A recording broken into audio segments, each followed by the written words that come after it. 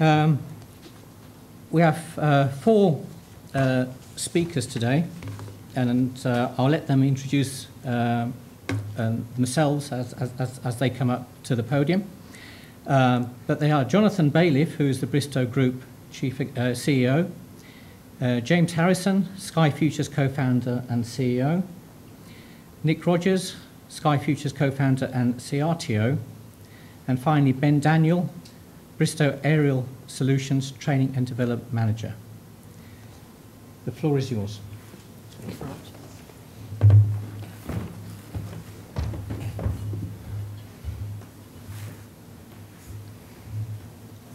Well, thank you very much, and thank you all for attending what hopefully will be a very enlightening and engaging evening. And we're most looking forward to your questions, so please have them in mind as we go through.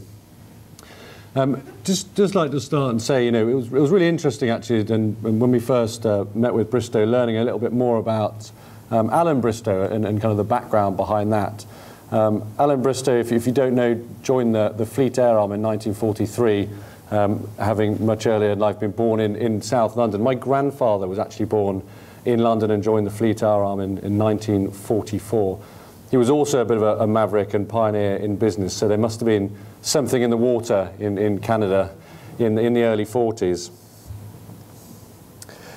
Alan also, was there right at the beginning, the kind of pioneer of aviation, of helicopters, learning on Sikorsky, on one of the very early commercial models, which we're told was incredibly difficult to fly. And there's a lot of parallels between the types of drones that we first engaged with ourselves, with our military background.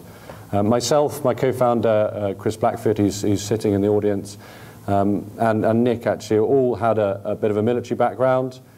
Nick and Chris flying at university, and then myself and Chris actually in the military, in the army later on in life, where we encountered drones in Afghanistan and Iraq, where we were using them mainly as kind of data gathering devices, and this really opened up our eyes to what could be done in the future. So there's a lot of parallels between the kind of beginning of I guess Alan Bristow's of start in the kind of aviation world and our start, and I think it's really interesting to see where this will take us. Now, I don't want to take up too much of your time, so I'm going to hand straight over to Jonathan Bailiff to introduce himself. Hi, guys. Thank you. I'm Jonathan Bailiff, the President and Chief Executive Officer of Bristow Group, which is a multinational corporation that really forms partnerships to provide the world both safe and especially safe, efficient operations in the aerial solution market. Obviously, you think of us as a helicopter company, but I'll talk to you a little bit further about how we're executing on Alan Bristow's dream. And first, I do want to thank the Royal Aeronautical Society for having us and obviously having us host this lecture series. So, John, thank you so much. Very much appreciate that. I want to thank the whole Bristow family. I see a number of you here today. And Heather, I really appreciate your presence here today. And you've been at all the lectures. And to me, that matters a lot. And I'm trying to bring that back to Bristow. As much as I am a U.S. citizen, I spent 5 years flying in what we call USAFE, the U.S. Air Force's Europe, mostly out of Lucas with the Phantom, the last version of the F-4 Phantom in the American Air Force, but I did fly the British version too. So I have a particular affinity for obviously work in this area of the world, which is in many ways the heart, not just the founding, but the heart of what we do. So I'm going to give context to what industrial aviation is, both in a visioning, but then how does UAS fit within that? I was trying to think of something very clever about how to relate UASs to the snap election recently, which, I hear the sigh like, oh, again? I didn't come up with too many clever things, politicians droning on, or other things like that. But the best way I would explain it, just to try to be clever at least, is that we got to do it, right? We got to get involved in UAS as part of an industrial solution, right? But there are going to be unintended consequences of it, right? We could end up putting part of our business at risk, and that's okay, because I'd rather see a drone flying around a platform and inside of a tank than see a human being doing that work, which is still very dangerous and frankly not very efficient compared to digital sensors on a drone. So to me, it's about understanding how to do this safely. It's got to get done. Snap election's got to get done, but there are going to be unintended consequences that come out of it. Let's talk about, though, the broader vision. People always ask me, as the CEO of Bristow's, and I'm only the fourth, really, what the vision is. People always ask me what your vision is for the company. I don't have to come up with too much. I have a book that was written, and that's this book, Alan Bristow's biography. I tell Heather this every time I see her. If you want to know what the vision is, just read this book, although not maybe the parts where there were, let's just say that we have to comply with different business practices today than Alan had to do back 50 years ago. But you know, we're just trying to get back as Bristow's to a more diversified service that really the foundation is safety and his fanatical commitment to flying safe in very hazardous environments. I would say that I've taken it to one other place, which is, my view is just because a person, man or woman, goes off to work into a dangerous environment, whether it be an offshore rig, whether it be in search and rescue, doesn't mean that they have to get hurt. In fact, I would argue that every human life, whether you choose to do a dangerous possession, is still the same. And Alan believed that too. And the idea is how to do this stuff safely, efficiently, with a high level of customer service. So when I talk and make a joke about, you know, we got to do it, we're either going to get involved in UAS or we're going to get rolled over by it, right? This is coming, and it might happen in inside of our helicopters. We're going to talk about a piece with our partnership with Sky-Futures, because people always ask me, why is it called Bristow Group and not Bristow Corp or Bristow Inc. and not Bristow? Because we're a group. We operate, for the most part, as part of partnerships. And Sky-Futures is our partnership.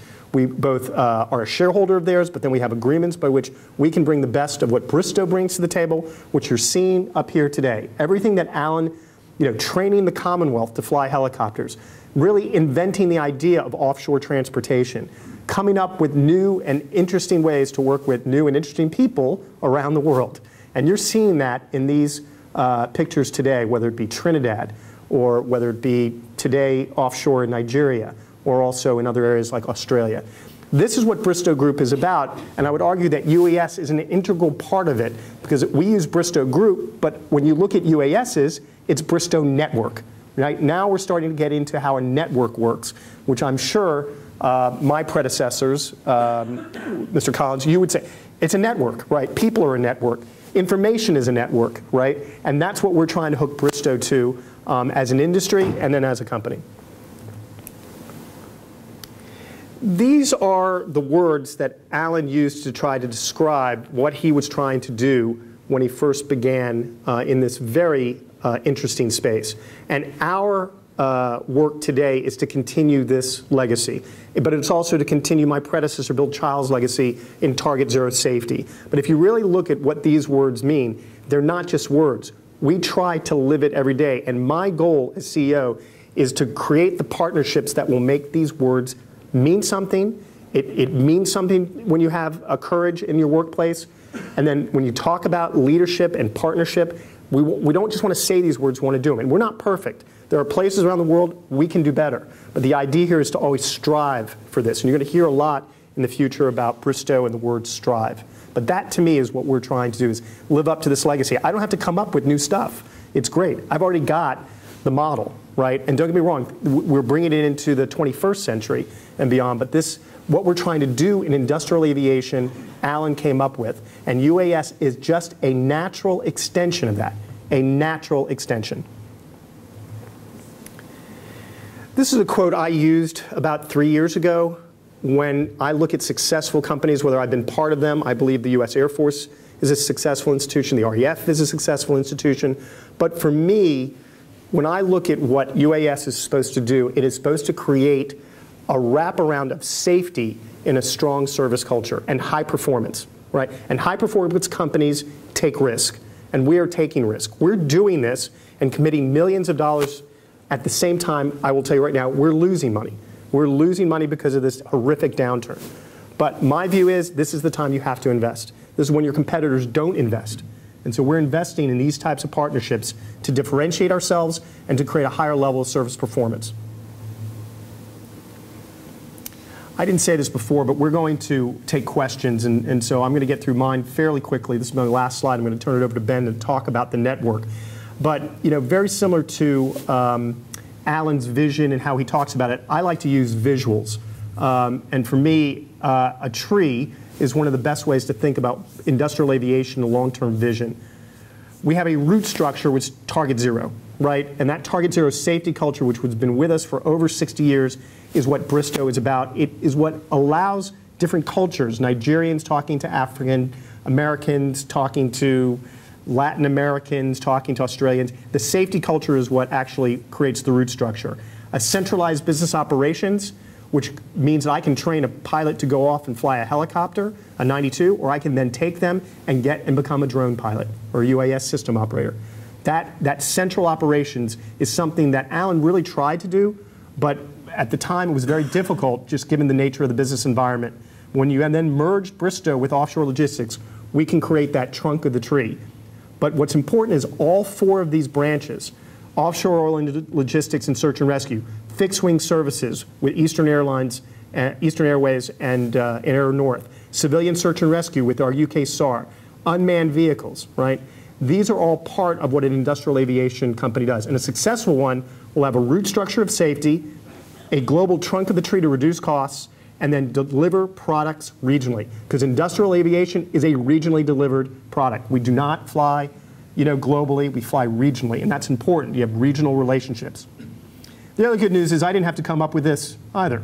I came up with this talking to a client who happens to be, I call him the Godfather, not the Godfather of soul like James Brown, but the Godfather of thinking about what UAS could be, and that's Mark Stevens, who's here, former head of Shell Aviation.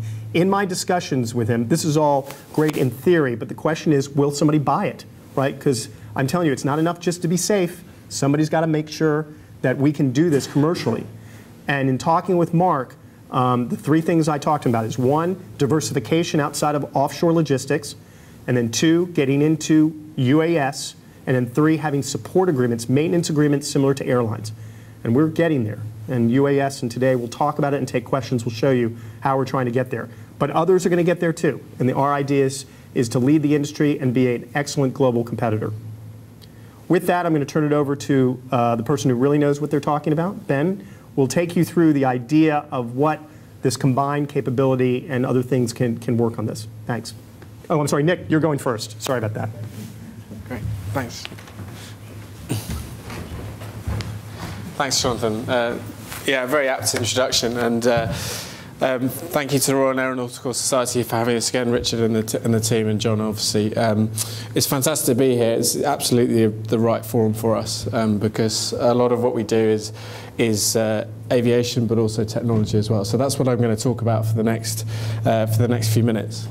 So a little bit about Sky-Futures. So we're going to talk about the combined operations capability that we've built over time, and that really is just a kind of potted list of some of our clients. They're global clients, they're very big companies, and they're very important to not only us as a business, but also Bristow, but also the wider community. And it's something that, introducing a disruptive technology like we have done has not been the easiest thing to do, and I'll say that. So I want to start from a point from where, what happened? Why did we need drones in oil and gas specifically, I suppose, to this conversation? So just talking about what happened in 2009, we set up the business. We spent a couple of years trying to generate ideas. We knew that we needed to be in a market vertical that both needed the service, but also that we could disrupt as well. So by 2011, we finally managed to get offshore for the first time, and what we were replacing really was those two things that you see. It's pretty bland. There was a PDF report with an appropriate coffee stain on it at the end, and a bunch of photos, okay? So we thought that using drones, using this fantastic aerial perspective, using the unique characteristics of a drone, that we could really change this. So what used to happen was that a 4-person team would go offshore. Typically that 4-person team would be offshore for 8 weeks. And then subsequent to that, they then go back to their desktops, having been grateful that their lives are still intact, and they would then spend 6 weeks creating that PDF report, which would then get looked at. But 14 weeks after the event, and probably around about £1 million of direct cost, how much value is there? What is the value of that piece of paper? And so that was the question that we basically decided that we needed to address, and using the unique characteristics of the drone, as I've discussed. So then we went on the journey, and the journey spent a lot of time looking at industrial expertise from oil and gas. If Chris, James and I are honest, we didn't have a huge amount of that, so we had to buy that in. We developed highly experienced pilots. My background is in commercial aviation. I'm also a manned pilot for a large British legacy airline, a captain on the Airbus 320 now, having previously flown wide bodies as a senior first officer. But you know, we could take 100 years of manned aviation and kind of jam that into the unmanned space and make sure that, you know, there was a future for people like Bristow to come and take an interest in a company like Sky-Futures. So highly experienced pilots are very important. We've gone on a journey took us to UAS licenses in 24 countries. Sky-Futures would never work in a jurisdiction where we weren't approved to do so. So that's been a big challenge, certainly on me from the regulatory point of view. We also went to the United States. So the Section 333 exemption was their exemption process to be able to get offshore to actually work. And we had the 46th exemption in the US and the first international company to be able to do that.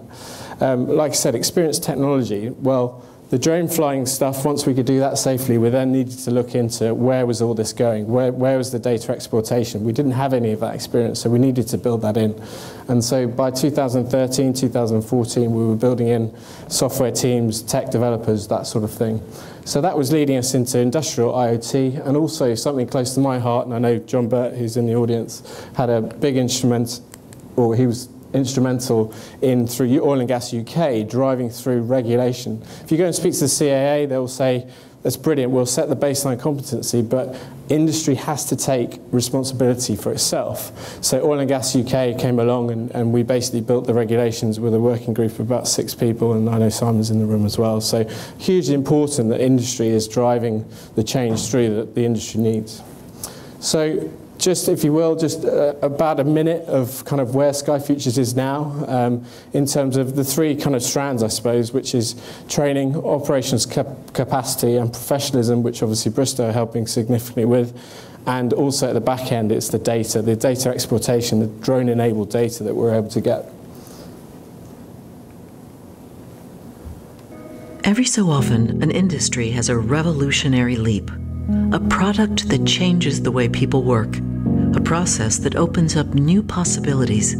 Something that makes people think, why haven't we always done it this way? Since 2009, Sky-Futures have been leading innovation in drone-based vertical structure inspections, finding safer, faster, and more cost-effective ways to collect and store high-quality, measurable data sets. Common industrial inspection techniques require manned teams collecting information on structures. This process is costly, subjective, and slow. Isn't there a better way? At Sky-Futures, we have pioneered technology and practice to utilize drones in some of the most demanding industrial environments. Our tech has saved our clients millions in man-hours, repair costs, and reduced their risk exposures by removing the manual inspection process. But we didn't stop there. In 2016, we launched our cloud inspection data platform, Expanse. This software allows you to store and track data collected from drone inspections, pinpoint problem areas for future observation, and categorize problems into areas for different teams to review. Accessible from anywhere in the world, with zero subjectivity and a host of enterprise-focused tools to revolutionize the way you inspect and plan maintenance. This is the revolutionary leap industrial inspection has been waiting for. We've just built the future. How are you going to use it?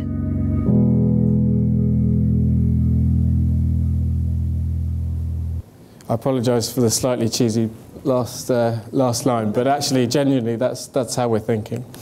So that's where we are now in terms of the present, and I just want to touch upon, very importantly, the training ability. You know, we absolutely must train people to deploy this technology safely. It's something that both Bristow and Sky-Futures believe in, that it's absolutely important. So we now have a training academy based down in Gloucester at the Fire Service College. I don't know if any of you are familiar with the site, but that's been hugely instrumental, because anybody that knows about aviation knows that flying around in fresh air is really not much use to man or beast. So we have a fantastic scenario-based training facility, which is really, really important at the front end of that training piece. And we're training enterprise customers, emergency services, fire, police, ambulance, and that's now a multinational business, which is hugely important for us. And that's really just a flavour for the sort of stuff that we can do. It has its own oil and gas rig, it has a live flare, it has commercial buildings, it has 10-storey buildings, it has an earthquake zone and a crash train and downed aircraft and all this sort of stuff. But it's absolutely hugely important that we can train people in the environment to which they're going to expect, because actually, ultimately, where they end up is out here, okay? 120 nautical miles northeast of Aberdeen. That's quite a nice day, so I'm told. But again, on the left, no longer do those people, they still have to go up there and fix stuff. So a question we always get asked is, are you putting people out of jobs? Well, actually we're not. But actually what we can do is all the pre-inspection work, and as you'll see in a minute with the technology, we can actually start to measure, scale and track things as well. So safer, faster, more cost effective is absolutely critical. And typically from that £1 million price tag I talked about for the PDF, and we'll look at the technology, we're about 85% cheaper, probably 8 times faster than the incumbent manned processes. Not only as well do we go outside of stuff, inspecting stuff, we also got a gimbal drone that you'll be able to see upstairs afterwards that goes in. So we don't build these platforms, but some fantastic companies do. And this next slide is basically the world's first in-tank without human entry inspection that was ever done live on a FPSO. So the incumbent process here used to be to exhaust whatever gas or liquid was in these huge confined spaces of an oil tanker or an FPSO or whatever it might be, and then fill it up with water and then put men in the rubber dinghy and rebreathing units in and let the plug out. So again, this is an area where we thought that we could do make significant differences. And again, to get the technology to this stage, the processes, the procedures took some time, again, with a fantastic manufacturer called Flyability. But that was an example of how Sky-Futures and Bristow are leveraging technology advancements in the oil field. The next question people always ask is, please can you remove that cage, it's really annoying. So again, another example of how Sky-Futures is pushing the boundaries. Again, this is our photogrammetry expert within the team who does some fantastic stuff with being able to remove things like that. So again, it's not just outside, it's also inside. So I'm now going to hand over to Ben. He's going to talk a little bit about the industry-led information cycle, and then I'll talk about the technology a little bit later on. Thanks, Ben. Brilliant. Thank you, Nick. And thank you also for the very interesting introductions. Also, thank you to all of you, and good evening. My name's Ben Daniel. I'm the Training and Development Manager for Bristow UAS. I was in the Royal Navy until August last year as a Jungley Seeking and Lynx pilot, and then towards the end of my time in the Navy as a safety manager. As a safety manager, I was hauled into Wings' office, and Wings is Commander Air for those who don't speak Navy. And he said, these drones, you've got to keep them away from my aeroplanes. Do whatever you can. We had a few enthusiasts who had the audacity to operate within our military ATZ. So with that in mind, I went back downstairs and I thought, how can we stop this happening? It took me quite a long time to work out that we couldn't, and more importantly, we shouldn't. Because the key was not trying to stop it, the key was trying to integrate it into what we were doing. And the "we were there first" argument doesn't hold up.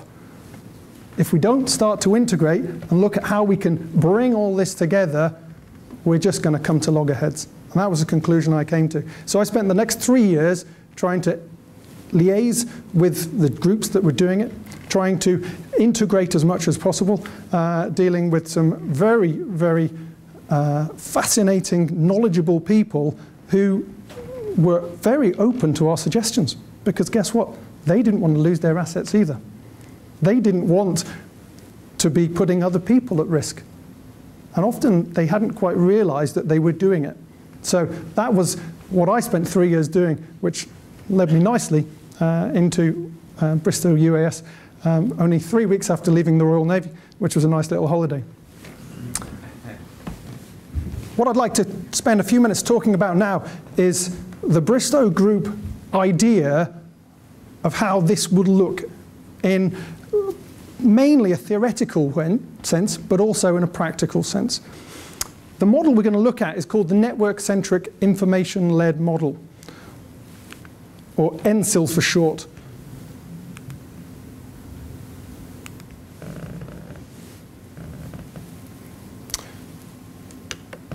The idea occurred to me originally many years ago, sat in Afghanistan in a Sea-King with an incredibly powerful camera strapped to the front. There was 3 people in my aircraft, and I was the only person in my aircraft who could see what that camera was producing. Nobody else in any of the other 7 platforms above or below me in that stack could see what was on the tablet on my knee. For me to try and explain what was going on the ground in a very dynamic situation had me staring at this screen going, there's a person and a car. People found it very difficult to understand what I was trying to get across. So what we're trying to build up is a picture of a network, network-centric and information-led. That passage of information is what enables the increased decision-making capability. It boosts mutual situational awareness. It increases agility and sustainability. And from a commercial aspect, it allows Bristow Group and its partners to be able to identify, along with industry partners, what the concerns are, what the issues are, and develop something that is tailored to those particular concerns.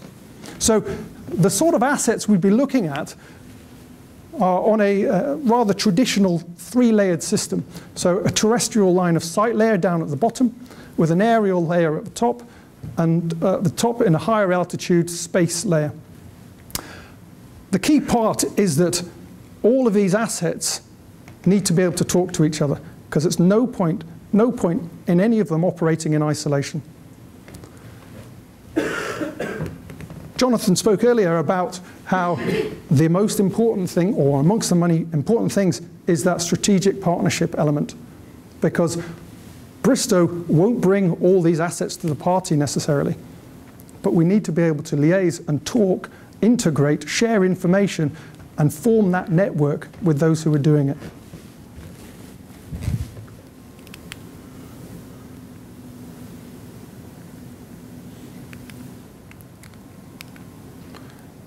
As was mentioned, it's about service. And the service has to start with this relationship. This relationship is absolutely key.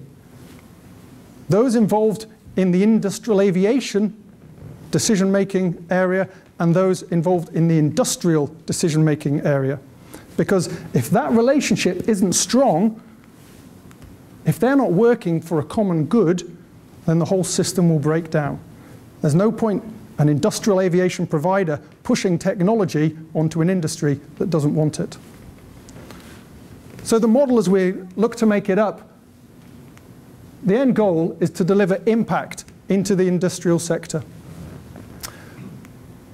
The aviation assets will do that through a process of support and gather. And this is a very flexible beast because it can be done at the same time, or it can be done by different assets. And the most important thing about the network-centric approach is it's essentially like a golf bag. You're not going to use every club, and I have tried on a golf course, at once. It doesn't make you very popular with other users, or indeed the groundsman. You pick the club, or the range of clubs you need to provide the task in hand. To provide the support, gather the data, and feed that into a data management process. Now, the data management process, it's really important not to think of that as a place, or a thing, or a person. It's a process. It's a process that can be done sometimes in the cockpit by me staring at my little screen. Not the ideal scenario. But it can be done in a data management center. It can be done wherever it needs to be to get the information or to do the interpretation of the industrial sector to be able to provide the influence to those who are in the position to make the decisions so that they can deliver the right impact to get the benefits for that industrial sector. The key point I'd like to reinforce there, it's about improving that decision-making process there.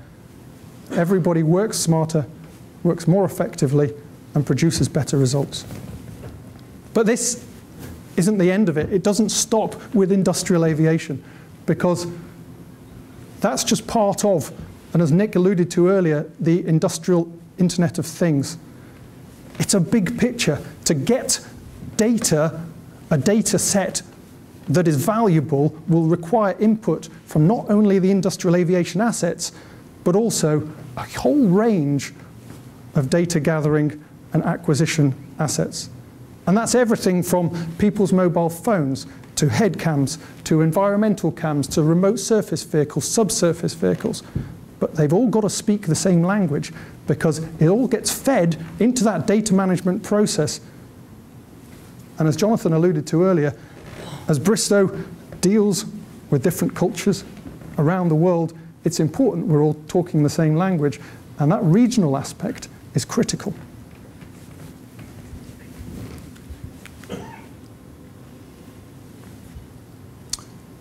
The industrial aviation assets, apologies. The industrial aviation assets are what we're going to be talking about this evening mainly. What coming up there was a very easy slide for me to put together because, again, as Jonathan said, those challenges were exactly the same as Alan Bristow would have faced 65 years ago.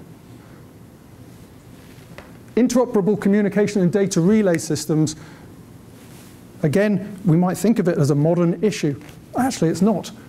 Communication, when you're sending a crew and a person, or a crew and a helicopter to the other side of the world for a 3-month contract, if you don't have those communication links, and anybody who's read the chapter on the extraction from Iran in the book will know how complex it was, with a series of code words and a series of identifiers to be able to get all of the aircraft and the people safely out of the country. So interoperable communication and data relay systems is really vital, because without it, that network can't speak to each other and it can't be information-led.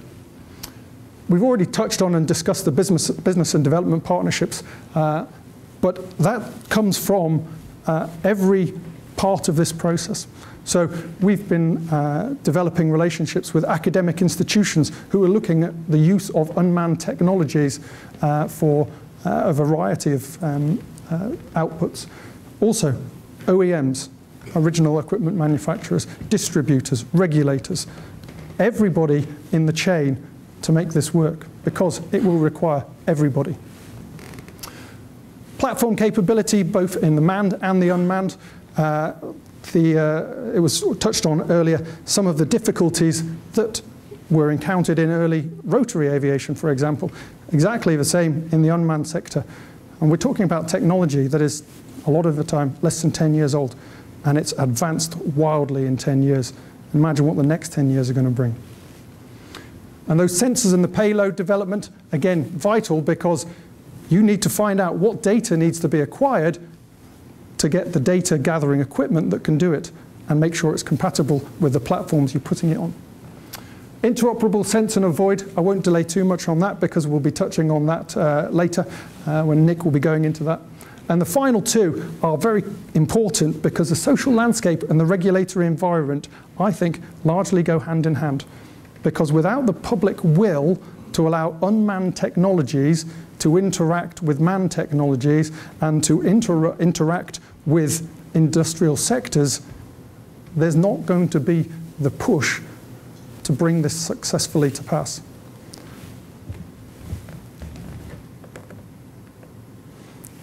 Where there are challenges, there are always opportunities. The opportunities are as far and wide as the mind will take you, because by looking at that network-centric approach, you can apply it to anything. these are some of the ideas we've come up with. Oil and gas, which has been discussed already. Search and rescue, and we'll be looking to apply this model shortly in a search and rescue context. There's a whole range of them there where unmanned technologies, hand in hand with manned technologies, can provide huge game-changing advances for those industrial sectors. Bristow Group are not going to become farmers or train drivers. But Bristow Group will involve the specialists and work with them to identify what the particular pinch areas in all of those sectors are and how the network-centric information-led model can be applied to provide those positive benefits. So as I said, very quickly applying the model in a search and rescue context. To start off, we go back to that very first slide which had the network-centric approach. The reason why I've chosen search and rescue is because it's a really good example of using all the assets within the network. So there you can see the framework being stood up with an area of interest, and the process begins. So as we talked about, supporting and gathering. So in this context, we have two assets that can provide support to the area of interest. And that would be through tactical or strategic transport, for example. The gathering process is underway constantly. For high altitude platforms, talking about platforms that can stay airborne for 10, 12 days at a time, a persistent presence could be available across or overhead all of the major SAR hotspots in the UK, 24/7. At that point, you are in a position to be able to gather real-time information and feed it through the network back to those decision makers in an incredibly quick fashion.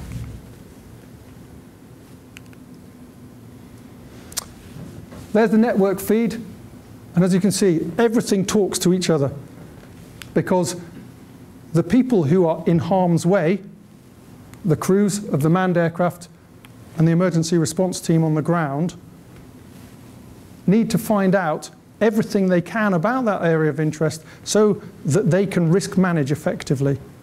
And as Jonathan alluded to earlier, it's about identifying that risk, owning it, and working out how you can overcome it to achieve the required output.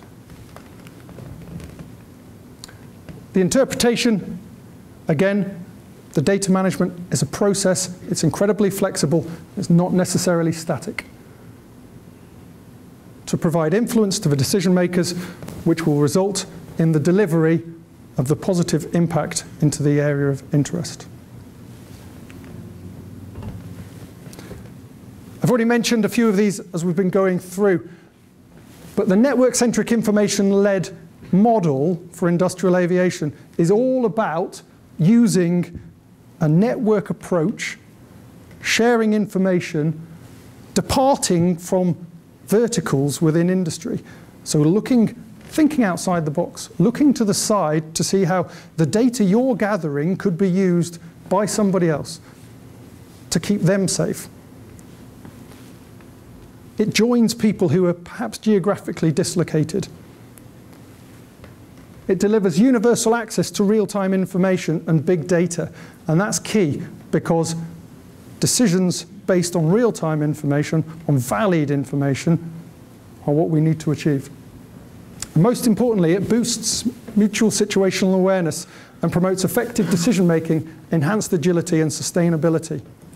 They're key for Bristow Group for the next 60 years and beyond. Thank you very much